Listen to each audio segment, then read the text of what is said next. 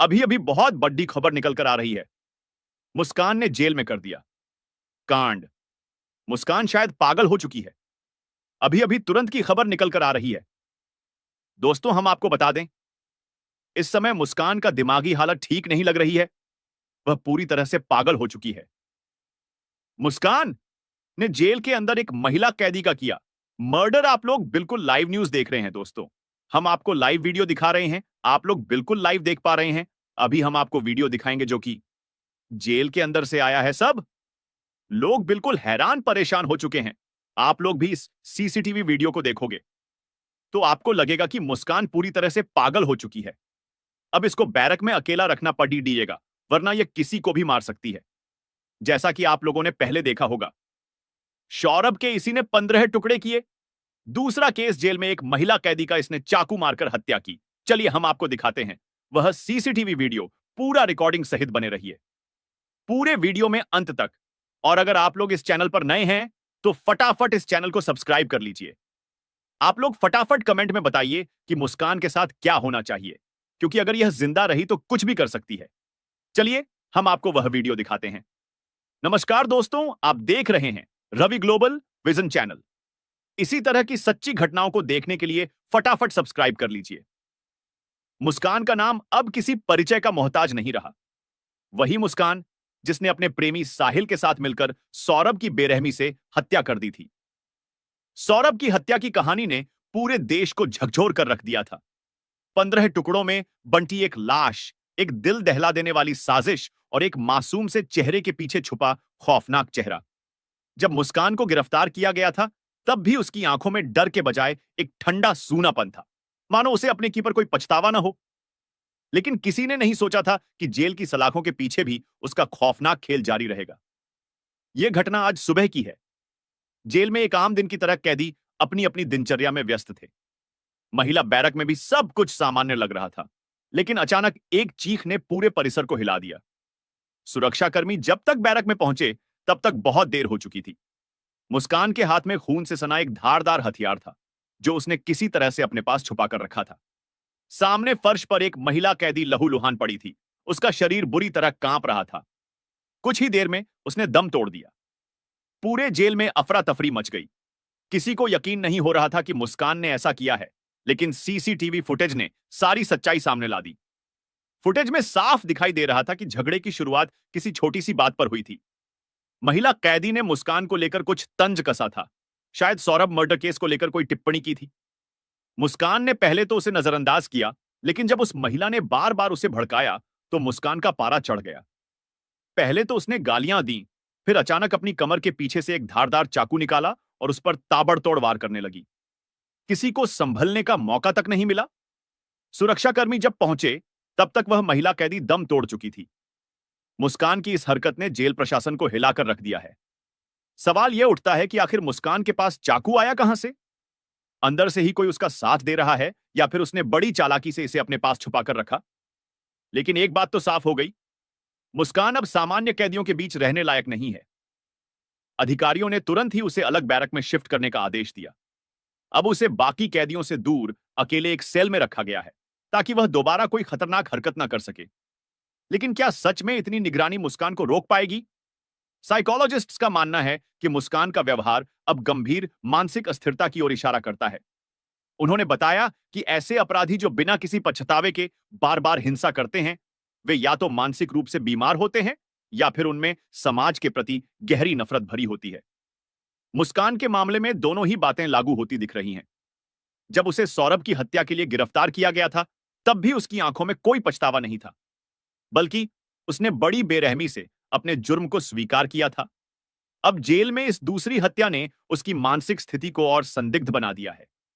जब यह खबर बाहर आई तो पूरे देश में हलचल मच गई। सोशल मीडिया पर लोग तरह तरह की प्रतिक्रियाएं देने लगे। कुछ लोगों का कहना है कि मुस्कान को मानसिक अस्पताल भेजा जाना चाहिए, जबकि अन्य लोग इसे एक सोची समझी साजिश मानते हैं और चाहते हैं कि उसे फांसी की सजा दी जाए। किसी को यह डर भी है कि अगर मुस्कान जेल में रहते हुए इतना बड़ा कांड कर सकती है तो बाहर आकर न जाने कितनी और जिंदगियां बर्बाद कर सकती है। कई लोग यह भी सवाल उठा रहे हैं कि क्या जेल प्रशासन की सुरक्षा व्यवस्था इतनी कमजोर है कि एक कैदी के पास हथियार पहुंच गया?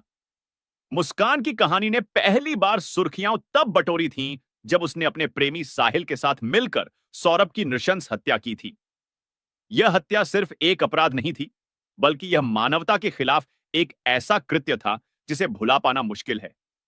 सौरभ की हत्या के बाद मुस्कान और साहिल ने मिलकर उसके शव के 15 टुकड़े किए थे।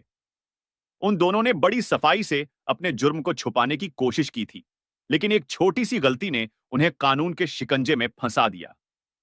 गिरफ्तारी के बाद जब मुस्कान अदालत में पेश हुई, तब भी उसकी आंखों में कोई पछतावा नहीं था। मुस्कान की ठंडे दिमाग से की गई प्लानिंग और उसकी बेरहमी ने उसे आम अपराधियों से अलग बना दिया। लेकिन क्या मुस्कान सच में पागल हो चुकी है, या फिर यह सब उसकी किसी बड़ी योजना का हिस्सा है? कुछ विशेषज्ञ मानते हैं कि मुस्कान अपनी छवि को मेंटल पेशेंट के रूप में स्थापित करना चाहती है, ताकि उसे फांसी की सजा से बचाया जा सके। दूसरी ओर, जेल प्रशासन की रिपोर्ट्स बताती हैं कि मुस्कान के व्यवहार में पिछले कुछ दिनों से काफी बदलाव देखा गया था। वह अक्सर अकेले बैठकर खुद से बातें करती थी, रातों को चीखती थी, और कई बार उसकी हरकतें इतनी हिंसक हो जाती थीं कि अन्य कैदी उससे डरने लगे थे। इस घटना से कुछ दिन पहले ही एक जेल अधिकारी ने उसे चेतावनी दी थी कि अगर उसने अपनी हरकतें नहीं बदली तो उसे मानसिक परीक्षण के लिए भेजा जाएगा। अब सवाल यह उठता है कि मुस्कान के साथ आगे क्या होना चाहिए। क्या उसे मानसिक अस्पताल में भेजकर उसका इलाज करवाया जाना चाहिए, या फिर उसके खिलाफ हत्या का एक और मुकदमा चलाकर उसे कड़ी से कड़ी सजा दी जानी चाहिए? जनता का गुस्सा लगातार बढ़ता जा रहा है। सोशल मीडिया पर लोग यह मांग कर रहे हैं कि मुस्कान को समाज के लिए एक बड़ा खतरा मानकर जल्द से जल्द सजा दी जाए। लेकिन कानूनी प्रक्रिया अपने तरीके से काम करती है। जेल प्रशासन ने इस मामले की विस्तृत जांच के आदेश दे दिए हैं। मुस्कान को अब एक हाई सिक्योरिटी सेल में रखा गया है, जहां हर वक्त उस पर निगरानी रखी जा रही है। लेकिन क्या यह निगरानी काफी है? क्या मुस्कान फिर से किसी नए कांड को अंजाम देगी, या फिर सच में उसका मानसिक संतुलन बिगड़ चुका है? एक बात तो तय है, मुस्कान की कहानी यहीं खत्म नहीं हुई है। उसका खौफ अभी बाकी है, और पूरा देश इस बात का इंतजार कर रहा है कि अब उसके साथ क्या होने वाला है। दोस्तों, एक खबर और निकल कर आ रही है कि सौरभ हत्याकांड के आरोपी साहिल से मिलने कपड़े नमकीन लेकर जेल पहुंची नानी। कहा, साहिल की नानी ने कहा कि सौरभ के साथ जो हुआ वो अति है। अपने साहिल के जेल जाने से ज्यादा उस बच्चे की मौत का दुख है। साहिल न तो तंत्र मंत्र करता है, न उसकी सौरभ से दुश्मनी थी। उसने सब कुछ जेल में बंद मेरठ के चर्चित सौरभ राजपूत हत्याकांड के आरोपी से पहली बार किसी ने मुलाकात की है। हत्यारोपी साहिल से मिलने बुधवार को उसकी नानी पुष्पा देवी जेल पहुंची। वह अपने साथ साहिल के कपड़े और नमकीन लाई थी। मुलाकात की पर्ची लगाने के बाद उन्हें साहिल से मिलने दिया गया। इस दौरान मीडिया से बातचीत में पुष्पा देवी ने कहा कि सौरभ के साथ जो हुआ वो अति है। अपने साहिल के जेल जाने से ज्यादा उस बच्चे की मौत का दुख है। अब कोर्ट और वकील हैं, और वही लोग सजा देंगे। कहा कि साहिल न तो तंत्र मंत्र करता है, न उसकी सौरभ से दुश्मनी थी।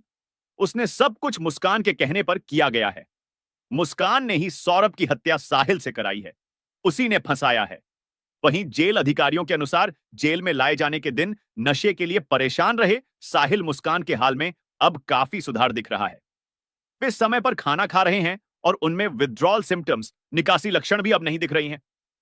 नानी बोली, साहिल की याद आ रही थी। पुष्पा देवी ने कहा कि वह साहिल से मिलने आई हैं। साहिल की याद आ रही थी। मिलना तो था ही। सौरभ को लेकर सवाल किया तो कहा कि साहिल से ज्यादा मुझे उस बच्चे सौरभ का दुख है। सूर्य नारायण, भगवान मेरे सामने है, और साफ बता रही हूं कि उस बच्चे के साथ जो हुआ वो अति हुई। साहिल ने जो किया उसकी सजा मिले। अब साहिल से मिलने के लिए जा रही हूं। कुछ कपड़े और नमकीन लेकर आई हूं।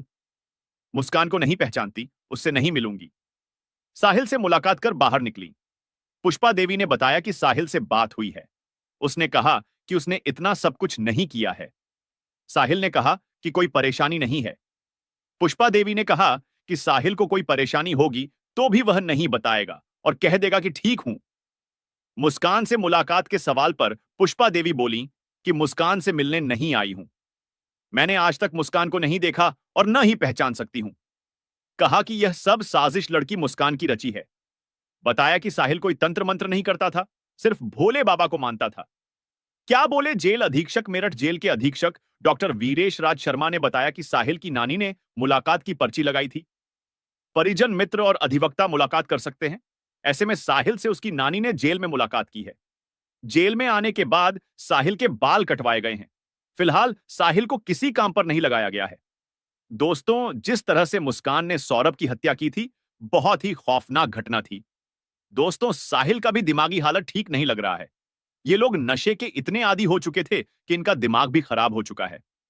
ये दोनों कितना नशा करते थे, ये शायद सबको पता है दोस्तों। अब आप लोगों से मैं एक सवाल करना चाहूंगा।